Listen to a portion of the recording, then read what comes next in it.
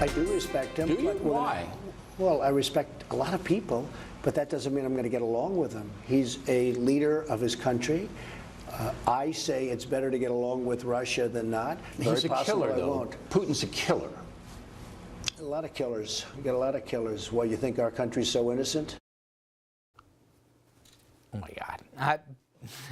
Yeah. The best was if you were watching a rally, he was at some point like trying to help him, like, I'm giving you a softball, like, get away from this. Anyway, that was from the interview Super Sunday with Bill O'Reilly on Fox News, obviously. Once again, did the Donald have very bizarre things to say about Putin. Again, just 48 hours after his UN ambassador, Nikki Haley, slammed Russian aggression in the Ukraine. So we've got some mixed messages here, people, and things are even confusing with the countries that are considered our allies. Now, remember his testy conversation with the Australian Prime Minister and his ongoing dispute with Mexico? That's making people even more confused. Then there's Israel. Somebody's going to have to explain this one to me. President wrote in office highlighting how pro-Israel he is and how that is a change from the prior administration. But it took only 2 weeks for a major flip-flop. Seemingly out of nowhere, the White House criticized Israeli settlements in the West Bank, saying they may not be helpful to peace. That's a total 180 from what Trump had said in the past when he totally supported them. But coming back to what he said about Putin, General McCaffrey, retired General McCaffrey, called it un-American. The idea that we created this equivalency with what Putin is and who we are, that's insane. Bret Stephens, who writes for the Wall Street Journal and who was no friend of President Obama, said recently that never in American history has a U.S. president ever slandered our country like President Trump just did a couple of days ago when he said we were morally equivalent to Vladimir Putin, the KGB thug and murderer. That is outrageous. And then he attacks Australia, one of our most important allies on the planet Earth. We want, the world is focusing on the Pacific because China's on the rise and has ambitions in the South China Sea. Who do you think's there to work with us? It's Australia, even more than Japan and South Korea. And then he goes after our third largest trading partner, Mexico, which supplies us 8% of our oil and is right on our border. He goes after them in a public way as a bully, offensively saying, you've got a lot of bad hombres down there and we're going to go in. Now remember, there was a war between the United States and Mexico, and the Mexicans remember that. And now was an article on the front page of the Wall Street Journal today where they say Mexico is rethinking their friendship to the United States. And for anybody who says, hey, there's a method to the madness, he's picked fights with 4 of our 6 biggest trading partners. And he's talked about tariffs and everything else. You still got to trade with somebody for this to work. Now, Dominic, I preface this by saying I don't have one scintilla of evidence to anything I'm saying. But I have said for the last 6+ months, it doesn't make any sense politically. And whatever you think of Trump, he defied all the expectations here to get where he is. But he never did things against his self-interest, one would think. There's no constituency other than maybe in Brighton Beach, and I doubt even there, that supports Vladimir Putin. Why? At every opportunity, is this the one line he won't cross? He'll fight with the House Speaker, he'll fight with the Senate Majority Leader, he'll fight with everyone in his own party and literally napalm bridges to any connective tissue if somebody so much as crosses him. But this is the one guy you want. It doesn't smell right, does it? Richard, you could put a high school freshman in my chair right now, and they will tell you that Russia is blackmailing the President of the United States. And again, we have no evidence at all of this. It just doesn't smell right. But Richard, see, this is why people don't pay attention to politics. The handwriting's on the wall. What's going on? You won't release your taxes because we'll find out there's some Russian money in there. And you did go under and you needed the money after your 4 bankruptcies.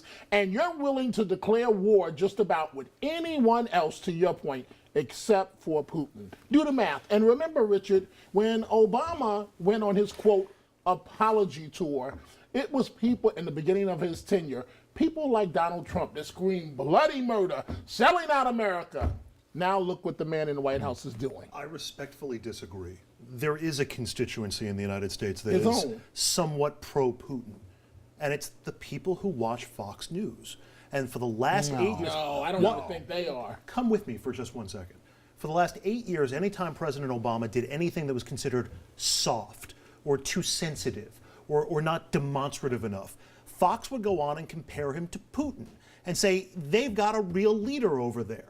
And we saw it after State of the Union addresses. We saw it after vacations that he took. Andrew, do you believe in miracles and the miracle on ice? Well, hang on a They've second. always been the American boogeyman. Because we know that Donald Trump watches Fox News avidly and mimics a lot of the stuff that they say. For the last 8 years, they've been Then holding explain up this Putin to me. as a I have positive question. comparison Then to explain President this Obama. to me. Why has not one Republican come to his defense if politically it's popular with their constituents, and why have so many condemned him, including, and they don't do it for love of, whatever else. They know their constituents don't like Putin. So why is he the only one doing that? I don't know if they know that their constituents don't Jeannie, like Putin. I want you to listen to a bite that President Trump said today at CENTCOM in Tampa. And this is what he had to say about what's going on around the globe here and how the fourth estate is doing our job or not. You've seen what happened in Paris and Nice. All over Europe, it's happening. It's gotten to a point where it's not even being reported. And in many cases, the very, very dishonest press doesn't want to report it. Now, intelligence agencies across the pale have said they don't know what he's talking about. There's not a scintilla of that people are sitting on terror stories that we're not sharing with the public. Again, when he's a candidate and he's at 2%, you laugh at these kind of things. He's the president of the United States. Is there a line that we can't get shocked at anymore? My God. And what does the globe think of this? How about Europe right now saying, wait a minute, attacks are happening here we don't know about, no one's telling us? It's nuts. It is, and you had Kellyanne Conway out there just a few days ago talking about some unknown massacre in Bowling Green, that she did in her defense, then stepped back from, and she had misspoken. How good of her, yes. Yeah, well, it's better than we hear from the president. But to your point, again, this is not surprising. This is how Donald Trump has played the entire time in his brief time as a politician, has been as a candidate, and now 2 weeks as president. This has worked for him consistently, and we will keep hearing it until it doesn't work. In this case, attacking the press is a very, very good thing to do. He says things that are not true consistently. He gets called out on them. It doesn't matter. So he will continue to say this. Is the press sitting on stories about terror attacks? Absolutely not. The press covers everything that they can because it gets them ratings. But so it makes no sense, but it works for him. Credibility. And that's where it's getting to. His trustworthiness in every single number you look at is the most underwater I've ever seen. There's going to be a time, like the boy who cried wolf, where we're going to need to trust him that he's going to say, I've looked at intelligence here and the following is happening, whatever else. He's giving us no reason to take him at his word. Now, he's not the first politician to lie. I'm not naive by any means. But he is a serial liar. And usually about important things. Usually we see misleading statements. I won't use the word lie. Misleading statements from White Houses on big issues. And the odd thing about this is these are like these odd things, small things, the size of his crowd, right? And he keeps going on and on and on. And you're right. At some point, this might come back to haunt him. The only one who doesn't seem to know that is Donald Trump, because it's never happened to him before, and he's never been in this position before. Well, coming up next, if you missed SNL, you missed some very funny stuff, but we've got the clips here to bring you up to speed. Among the folks that were targets, White House advisors Steve Bannon and Sean Spicer. Take a look here, because where there's some humor, maybe there's some truth.